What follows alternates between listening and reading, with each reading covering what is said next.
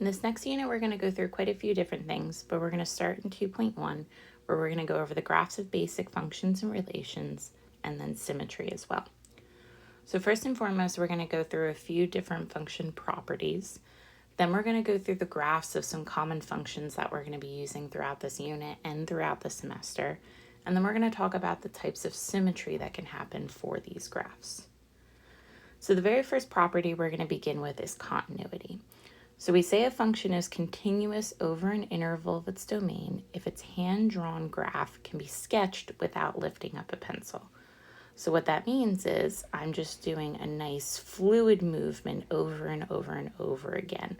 I never have to lift up my pencil to get from one point of the graph to another. It's nice and it's continuing on forever. If a function's not continuous at a point, then there's two things that could happen. There could be a point of discontinuity, or there could be a vertical asymptote. Now, the biggest thing we have to remember in this section is the y values really don't matter a ton. We're always going to be talking about properties over x intervals. So when does my graph exhibit these behaviors is going to be over an x interval. So let's take a look at two examples. We're going to determine the intervals over the domain, that being our key thing, the x values for which the function is continuous. So if I look at graph A, I can absolutely draw this thing without ever having to lift up my pencil. So I can trace it over forever. So the x values that this is continuous for is all real numbers, from negative infinity to positive infinity. I never have to lift up my pencil for this graph. And remember, these arrows at the end are indicating that it continues on forever, so it continues for all of these x values. When we look at part B, there's a little bit of a different thing. So if I go to try to graph this first part, I get to a point where I'm stuck right here at x equaling -1. So I'm forced to lift up my pencil to be able to draw the second part of the graph. So because of this, there is a discontinuity at x equals -1. Okay? But everywhere else I can draw that graph in a really fluid manner. So the interval that this is continuous for is from negative infinity to -1. And then on the second piece from -1 to infinity. Our next property we're going to go through are talking about what is happening to y values. Again, we're not going to care what the y values are, just what is going on. So we're going to be talking about where a function is increasing, decreasing, or constant. So in the case of increasing, remember you're going to read a graph just like you would read a sentence from left to right. So you go from the smaller x values to the bigger x values. So when a function is increasing, those y values are going to constantly be getting bigger and bigger and bigger. So the graph is going to rise from left to right. Okay. Another way you can actually think about this is in terms of inequalities. So if I have one x value is less than another x value, immediately that tells us the y values satisfy the same inequality because the y values are getting bigger as x gets bigger. When a function's decreasing, it's doing the exact opposite. So the graph is going to be falling as you move from left to right. So it falls, in this case, in that same direction. In terms of inequalities, if you have one x value is smaller than another, what happens is the reverse. So the x values are getting smaller here, or the y values are getting smaller. When a graph is constant, it's not doing either of these, it's staying flat. So the x values, regardless of what they are, you're going to get the same y values. So here, it's neither rising nor falling.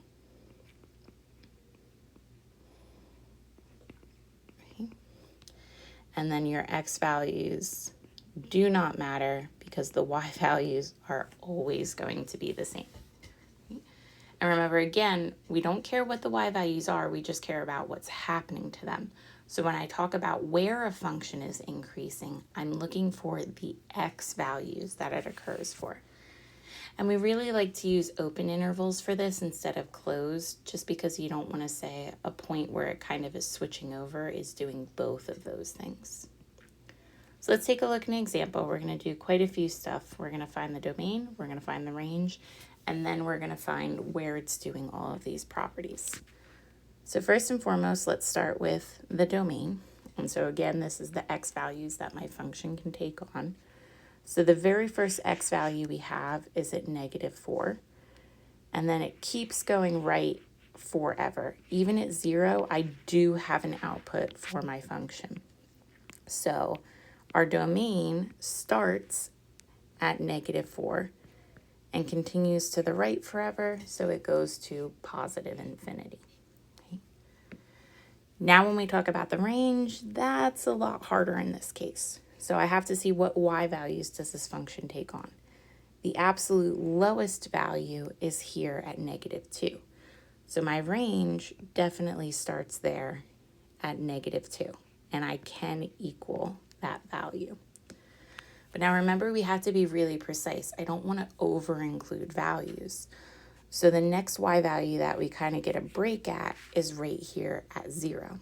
So this piece of the graph is from -2 to 0, but I don't actually equal 0 because I have that hole there.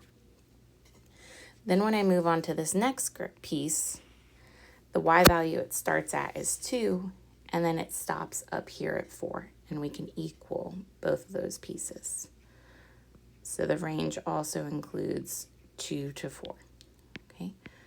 So remember, you have to be very precise. You don't want to say it's from -2 up to 4 because you don't actually have any of your y values equaling 1, 1.5, anything like that. Now we're going to move on to where it's increasing, decreasing, and constant. And again, we're talking about the x values that this occurs for. Okay. So I'm going to start with where it's increasing. So I want to look at the graph and I want to see, okay, where am I climbing? Where is it moving from left to right, going upwards? So if I look at this portion of the graph, I'm climbing upwards. And then also right here, this portion of the graph, I'm climbing up for. So I want the x values that this happens for.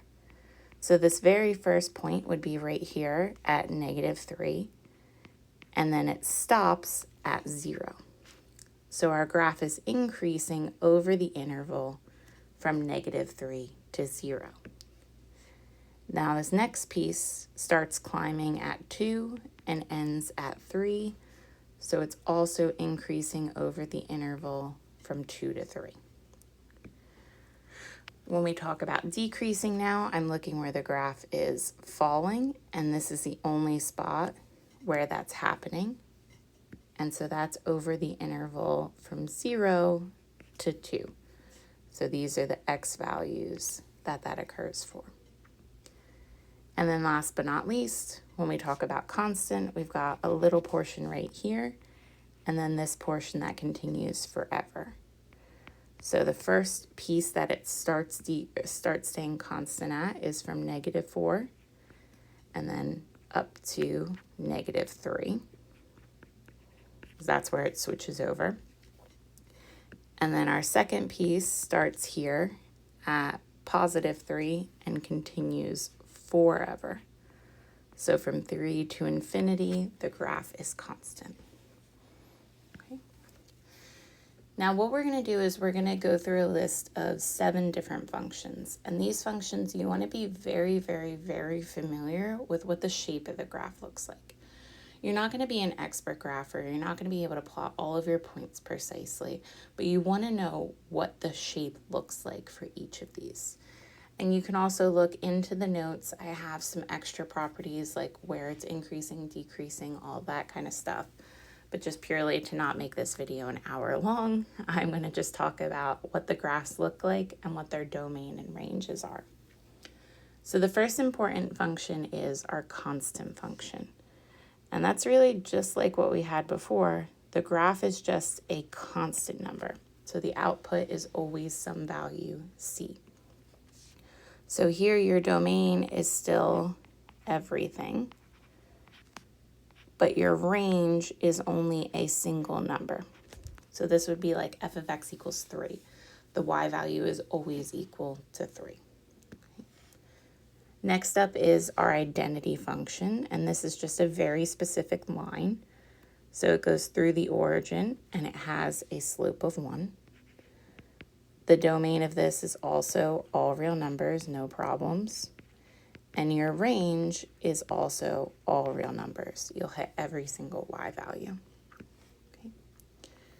For the square function, you can try to plot some points. So if you plug in 0, 0 squared is 0. If you plug in 1, it's positive 1. If you plug in negative 1, it is also positive 1. So you're actually going to get a graph that does the same thing on both sides of the y-axis.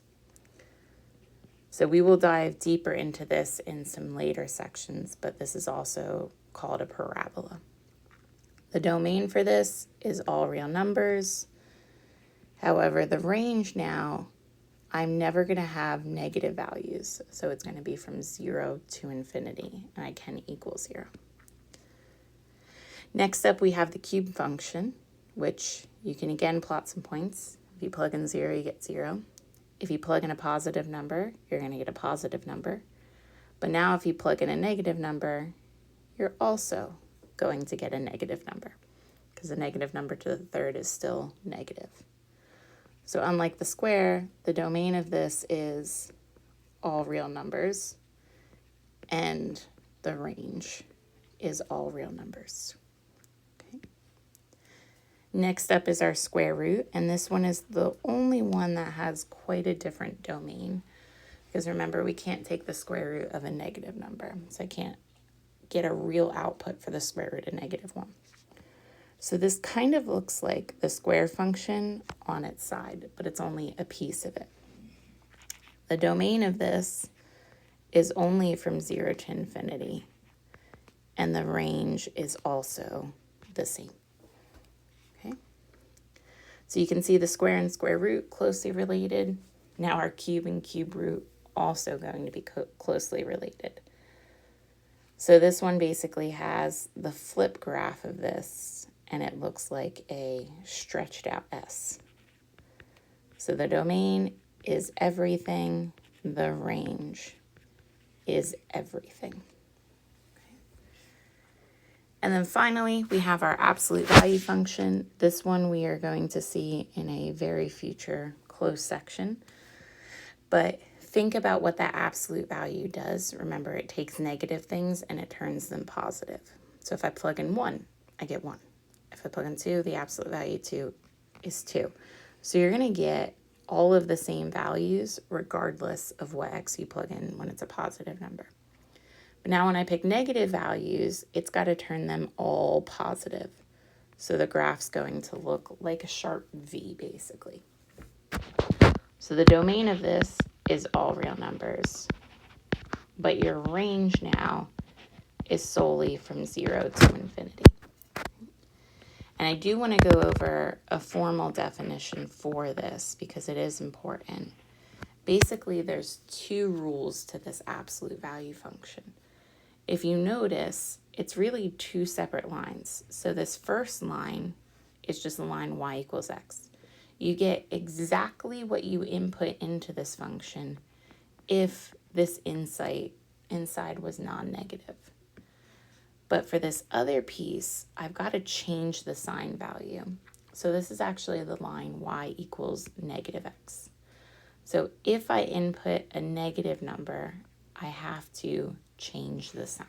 Right? So this is going to be very, very, very important in a section very soon. Now with these graphs, there is a ton of different types of symmetry that can happen. So we're going to be discussing 3 types: y-axis, x-axis, and origin symmetry. So I'm actually going to go back up here for a second. So we'll start with y-axis symmetry. What that means is if I cut it down the y-axis, you're going to notice you have the same graph on both sides. So basically, I could take this part flip it over, and I get exactly the same shape that I started with. So for y-axis symmetry, whatever you graph on one side, you flip over the y-axis to get the same graph on the other side. So the way you can think about this is you're going to reflect it across the y-axis.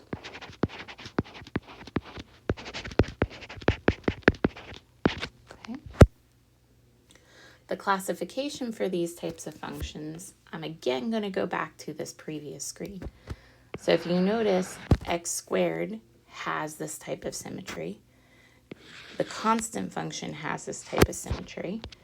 And I'm going to even take this a step further. The constant function you can think of as x to the 0 power. So the type of functions that have these symmetry are called even functions. Okay? Because x squared, even power. If you had x to the 4th and you went to plot it, you would see it would be an even function as well.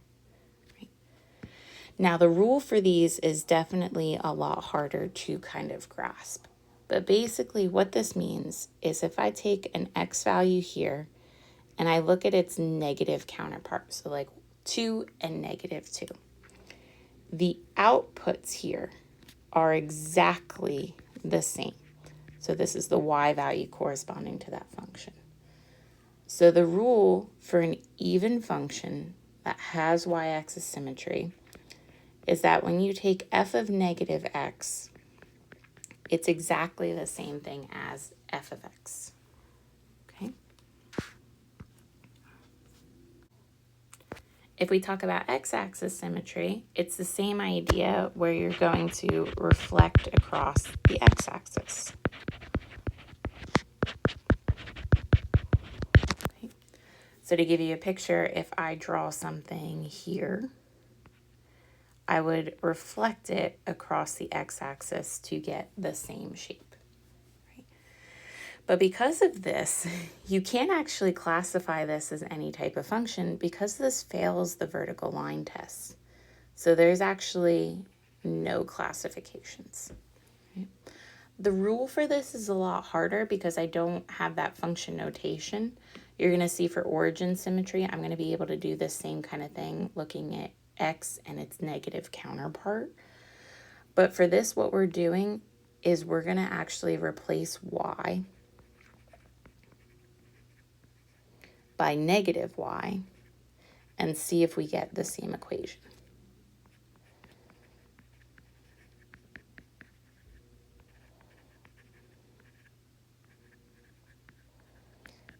Because really, it is just the flipped of the y-axis symmetry. Here's y, here's negative y.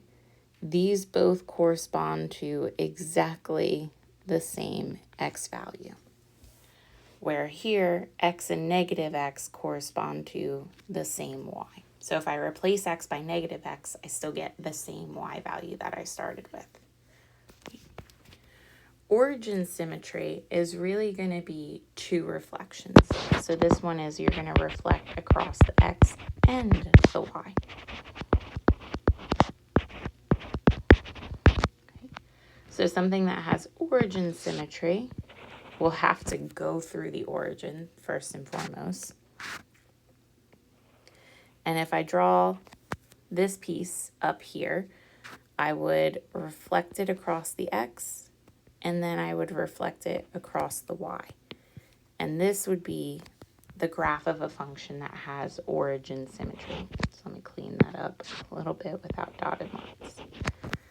Another way you can think of this is it's often called rotational symmetry as well.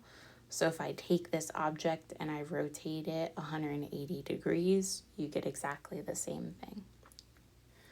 So the classification for this, if I go back up here, this function, the cube function, has origin symmetry.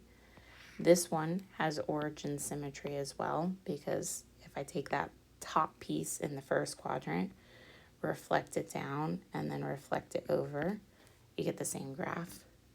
Same thing here, reflect it down, reflect it over, same graph. Cube root function also the same. If I take this piece, reflect it over the x, reflect it over the y, you get exactly the same graph. And the common thread through all of these, this is x to the third, this one's x to the first, this is the cube root. These are going to be odd functions. So even functions have y-axis symmetry, odd functions have origin. So the best example you can think of is think of y equals x squared for even functions and y equals x cubed for odd. Okay?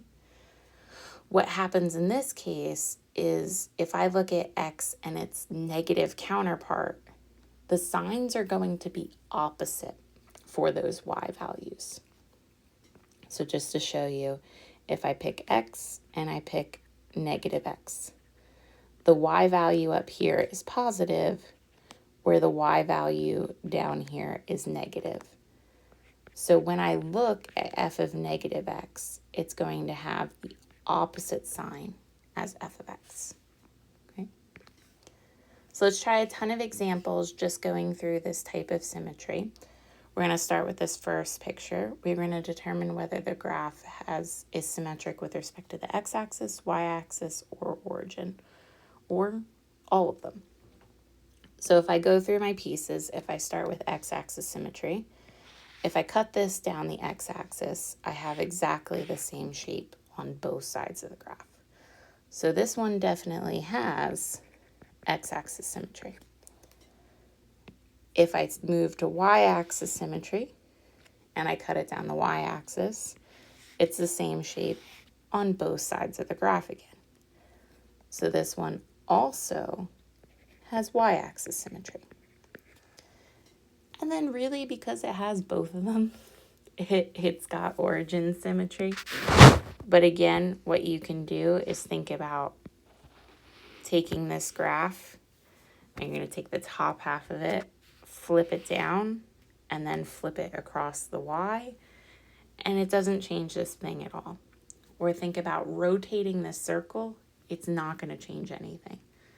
So this one also has origin symmetry. Okay? So as you can see, the circle is kind of nice, but a circle is not a function. So I can't classify it as a function. For part B, if I try to go through all three of these again, if I cut it down the x-axis, I definitely get the same shape on both sides of these. So this thing does have x-axis symmetry. If I cut this down the y-axis, however, I don't have the same things on both sides. So this one does not have y-axis symmetry.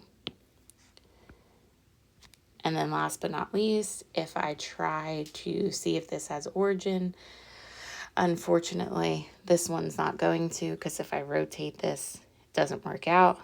But if I take this top piece and I flip it down, we're doing good. But then I would have to flip that across. I'm not getting the same shape. So this one, unfortunately, does not have origin.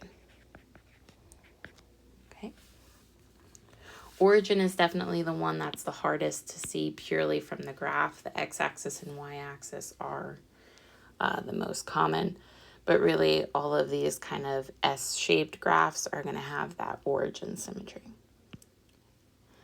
So now let's try instead without the picture. Let's see if based on these ordered pairs, can I say that the function is even, odd, or neither? And remember, even means it has y-axis symmetry. Odd means it has origin symmetry. So anytime I'm trying to determine this based on an equation or based on a chart, we're trying to see what connection is there between f of x and f of negative x. What kind of, can I say they're equal? Can I say they're opposite of each other? What's going on? So if I take a look at this first example, when I look at 3 and negative 3, these two have exactly the same y values. So f of negative 3 is the same as f of positive 3. When I look at negative 2 and 2, they both have 5 as its y value. So f of negative 2 is the same thing as f of positive 2. And then also negative 1 and 1 have the same y value. So f of negative 1 is equivalent to f of positive 1. So what it seems like is that when I take f of negative x, it's the same thing as f of x. So what this means is it's likely this is an even function. Okay? You could also plot these to see that it has y-axis symmetry and get that it's even from there, but using that rule, this seems like it's an even function. For this next one, let's see if we can do the same thing. Let's compare each of these x values to its negative counterpart. So if I look at 3 and negative 3, they're not exactly the same y value, but they're opposite in sign.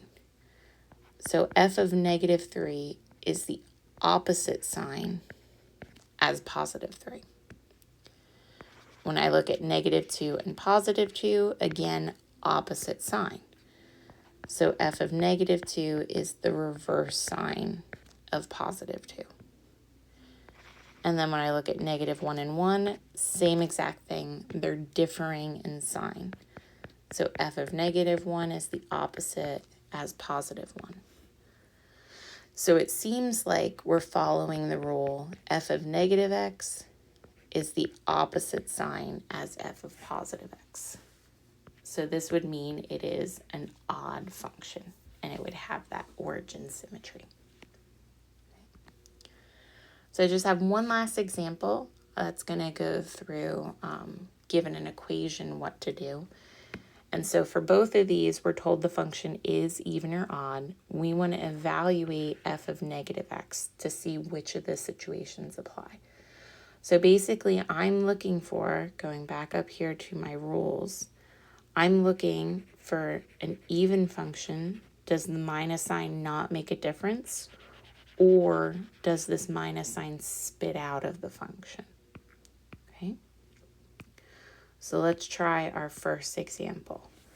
What I want to do is I want to look at f of negative x. So anywhere I see an x, it gets replaced by negative x. Okay. When I take negative x to the third, it's overall negative. And then here that minus minus cancels and gives us a positive. Okay. And so I want to make a connection between this and my original function. So if you notice, it was positive 3, now it's negative 3. It was negative x, it's positive x. All of my signs have changed.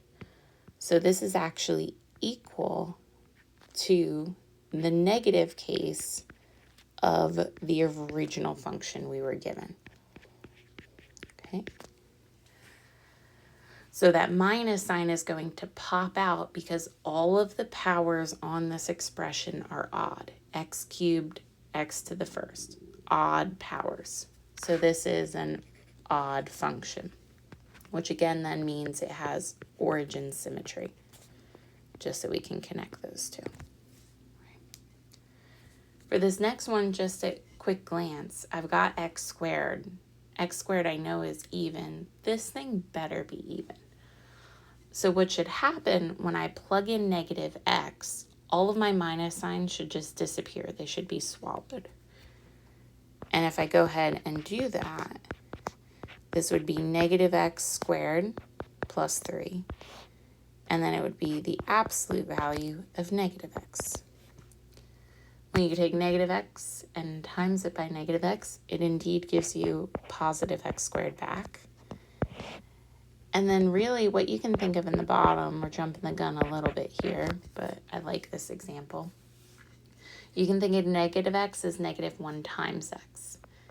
And what this absolute value sign does is it destroys minus signs. So really the bottom is just negative x. So think of if you plugged a number like positive 5 in here. This would be the absolute value of negative 5. Lands you right back at positive 5.